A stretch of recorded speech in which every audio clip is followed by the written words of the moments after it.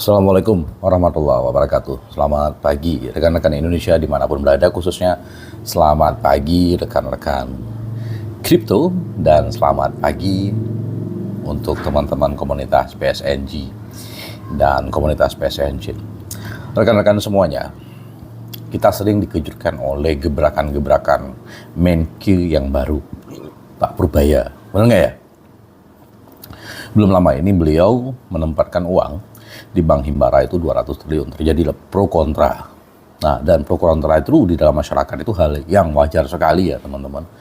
Nah, kemudian kalau kita ingin dalami pemikiran Pak Purbaya, sebenarnya apa sih harapan beliau dengan menaruh ya uang 200 triliun di Bank Himbara? Yang pertama yang perlu saya katakan kepada rekan-rekan bahwa uang 200 itu bisa menjadi 2000 triliun. Kenapa bisa jadi begitu? Nah, analogika sederhananya begini teman-teman. Uang 200 triliun ditaruh di Bank Himbara. Ya, Bank Himbara itu dapat dia dari BI. Ya, artinya Pak Purbaya itu naruhnya di BI dulu atau harus melalui izin BI ya, walaupun beliau Kemenkyu. Nah, BI itu dapat 5, sekian persen dan 4%-nya diberikan kepada Bank Himbara ya per tahunnya itu. Nah, rekan-rekan semuanya, 200T itu bisa menjadi 2000T kalau strateginya benar. Nah, strategi benar itu seperti apa? Di dalam peraturan Kementerian Keuangan bahwa bank itu hanya boleh mencadangkan uangnya 10% di brankas mereka. Kalau 200 triliun berarti 20 triliun yang dicadangkan, yang digunakan untuk misalnya kita tarik uang dananya ada begitu. Itu 20 triliun. Nah, 180 triliun itu harus diputar.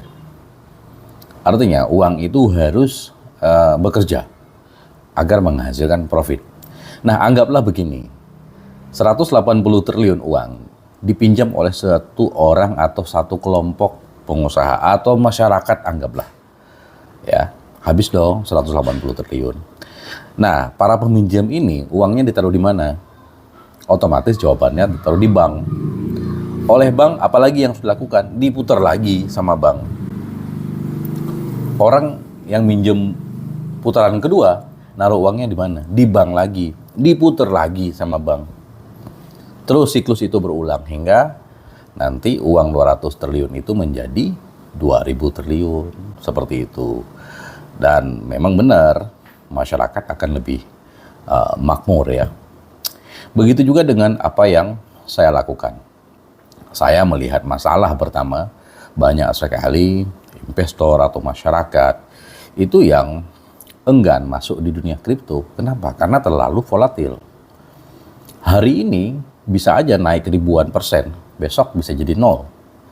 Kenapa? Ya begitulah mekanisme memes token yang tidak punya underlying, yang tidak punya pijakan apapun. Oleh sebab itu, kemudian semua token yang saya ciptakan itu punya pijakannya. Contoh, saya menciptakan RWA Lobster Token. Kenapa ini saya ciptakan?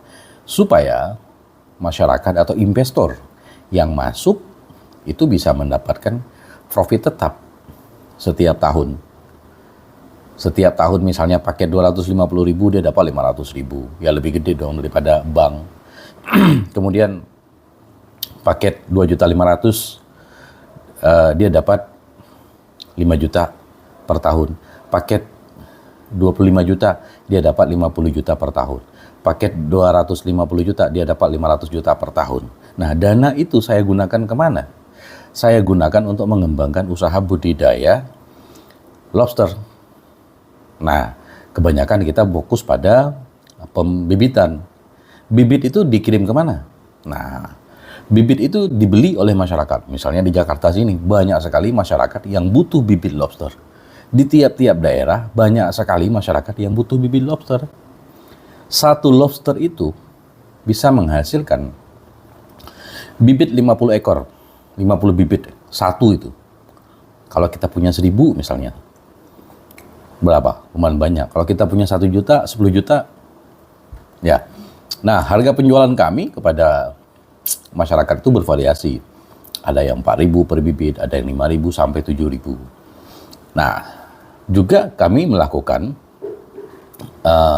budidaya pembesaran. Jadi lobster itu dibesarkan ada juga. Nanti apa yang terjadi teman-teman? Endingnya di setiap daerah itu akan lahir usaha budidaya lobster. Maka apa yang saya ciptakan ini akan menciptakan lapangan pekerjaan baru. Sehingga nanti Indonesia akan dikenal kembali sebagai ekspor lobster air tawar.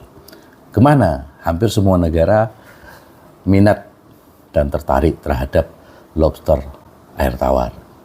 Demikian mungkin dari saya. Pagi ini, selamat pagi. Assalamualaikum warahmatullahi wabarakatuh.